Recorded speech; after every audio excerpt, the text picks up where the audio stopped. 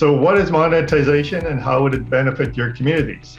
First of all, it is a new approach that would signal a new relationship on the road to economic reconciliation with Canada.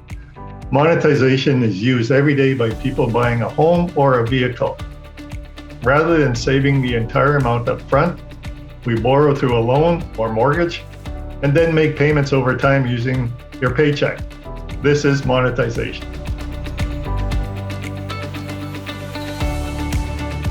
Unfortunately, Canada uses a pay-as-you-go model that is the same as saving up cash, which only builds a few infrastructure projects each year.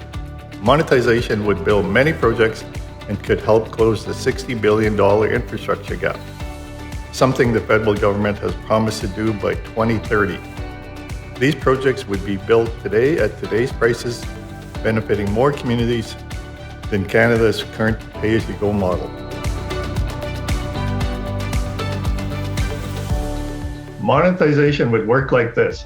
First Nations would submit to Canada their shovel-ready projects. Canada would approve which ones would proceed. Fnfa would raise the financing needed to fund each community's approved project.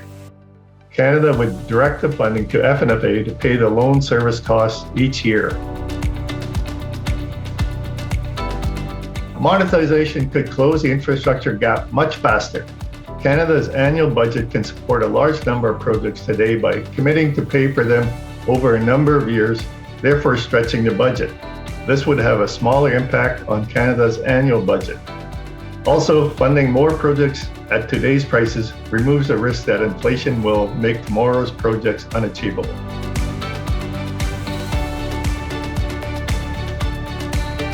Fnfa is the right vehicle to use for monetization because we are by First Nations or First Nations and governed by First Nations. Fnfa has capital markets access to raise the financing. We are proposing a pilot project to prove that monetization can work. For example, Canada has a goal to end dependency on diesel energy in First Nations communities by 2030 and replace it with green energy.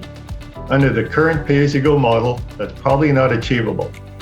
If Canada instead were to recommit the current diesel cost of $58 million per year, Fnfa could raise approximately $500 million in an infrastructure debenture. The $58 million would then be repurposed to service this $500 million debenture, to be repaid over 10 years at perhaps no extra cost to Canada, just like a mortgage or a car loan.